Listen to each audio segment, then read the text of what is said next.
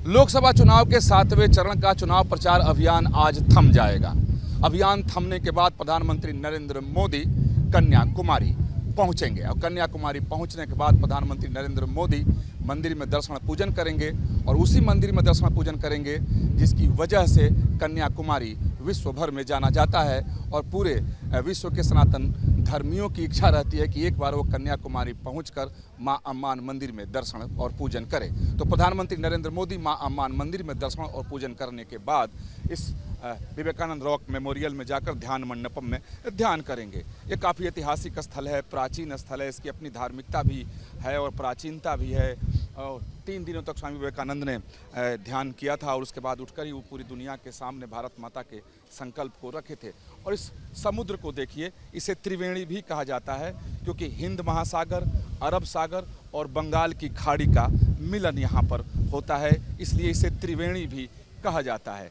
भौगोलिक तौर पर काफ़ी महत्वपूर्ण स्थान है ये, साथ ही पूर्वी घाट और पश्चिमी घाट का भी मिलन यहाँ पर होता है, तो ये भी भौगोलिक दृष्टि से काफ़ी महत्वपूर्ण है। तो बंगाल की खाड़ी, अरब सागर और हिंद महासागर का ये संगम स्थल है, त्रिवेणी स्थल है और इसी में विवेकानंद रॉक है और उसके किनारे पर ये माता अम्मान मंदिर यानी माँ कन्याकुमारी का मंदिर है, जहाँ पूरी दुनिया के लोग दर्शन और पूजन करने के लिए आते हैं और स्वामी विवेकानंद रॉक पर भी जाकर घूमते हैं। प्रधानमंत्री नरेंद्र मोदी 2014 में चुनाव प्रचार अभियान थमने के बाद महाराष्ट्र गए थे। शिवाजी महाराज के से जुड़े हुए स्थान का उन्होंने भ्रमण किया था, वहाँ उन्होंने ध्यान किया था। 2019 में केदारनाथ गए थे और 2024 में स्वामी विवेकानंद ने जहाँ पर तपस्या की थी, आराधना की थी, वहाँ पर वो आ रहे हैं। और इस रॉक की अपनी एक अपना एक धार्मिक महत्व भी है क्योंकि शास्त्रों में वर्णन आता है कि माता पार्वती ने एक पैर पर खड़े होकर के भगवान शिव की आराधना यहाँ पर की थी और इस वजह से जो शैव लोग हैं, शैव संप्रदाय के लोग हैं, उनके लिए अत्यंत ही पवित्र और पावन स्थल है ये। वो जितने भी सनातन धर्मी हैं उनके लिए तो पवित्र और पावन है ही है।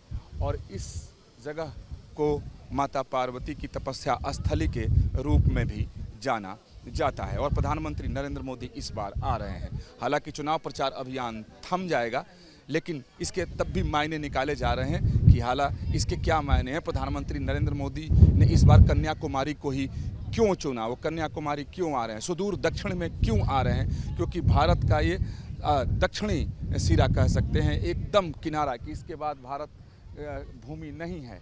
आगे जो अंतर्राष्ट्रीय सीमाएं जो होती हैं जल में वो हैं, लेकिन कह सकते हैं कि ये अंतिम छोर है, दक्षिणी छोर भारत का ये है और यहाँ प्रधानमंत्री नरेंद्र मोदी आ रहे हैं। तो इसके राजनीतिक मायने भी लगाए जा रहे हैं, इसके सांस्कृतिक मायने भी लगाए जा रहे हैं, इसके धार्मिक मायने भी लगाए जा रहे हैं। इसमें कोई संदेह नहीं कि प्रधानमंत्री नरेंद्र मोदी की जो धार्मिकता है और वो गाहे बगाहे देखने को मिलती रहती है। खासतौर पर चुनाव प्रचार अभियान में कई बार देखने को मिला कि जहां वो जाते हैं वहां के प्रमुख मंदिर में दर्शन पूजन जरूर करते हैं। केदारनाथ वो बार बार जाते हैं और जितने भी देश के प्रसिद्ध मंदिर हैं वहां वो जाने से चूकते नहीं हैं। लेकिन इसके राजनीतिक मायने जो निकाले जा रहे हैं वो है कि स्वामी विवेकानंद ने यहाँ 3 दिनों तक तपस्या की थी और स्वामी विवेकानंद की जन्मभूमि जो है वो पश्चिम बंगाल है और पश्चिम बंगाल में 1 तारीख को मतदान होना है और उसके पहले स्वामी विवेकानंद के रॉक पर प्रधानमंत्री नरेंद्र मोदी ध्यान करने के लिए पहुंच रहे हैं। तो उसका सीधा संदेश पश्चिम बंगाल तक भी जाएगा और शायद यही वजह है कि ममता बनर्जी इसका विरोध कर रही हैं कि उनको मालूम है कि स्वामी विवेकानंद के रॉक पर बैठकर अगर प्रधानमंत्री नरेंद्र मोदी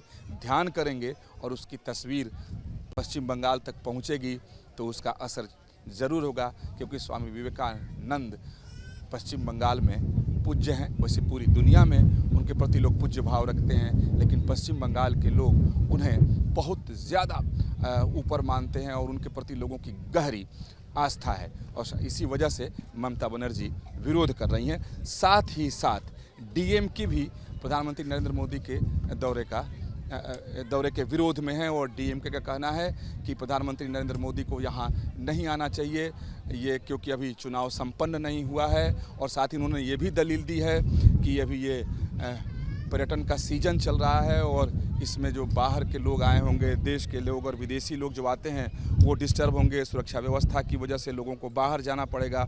इसलिए उन लोग डीएमके के तमाम नेताओं ने कलेक्टर के यहाँ अर्जी दे करके प्रधानमंत्री नरेंद्र मोदी के दौरे को रद्द करने की भी मांग की है। अगर यहाँ की सुरक्षा व्यवस्था की अगर बात की जाए तो जो जानकारी मिली है कि जल थल नभ तीनों से प्रधानमंत्री नरेंद्र मोदी की सुरक्षा होगी। साथ ही 2000 अतिरिक्त पुलिस के जवान भी कन्याकुमारी में तैनात किए गए हैं ताकि सुरक्षा व्यवस्था बिल्कुल चाक चौबंद रहे।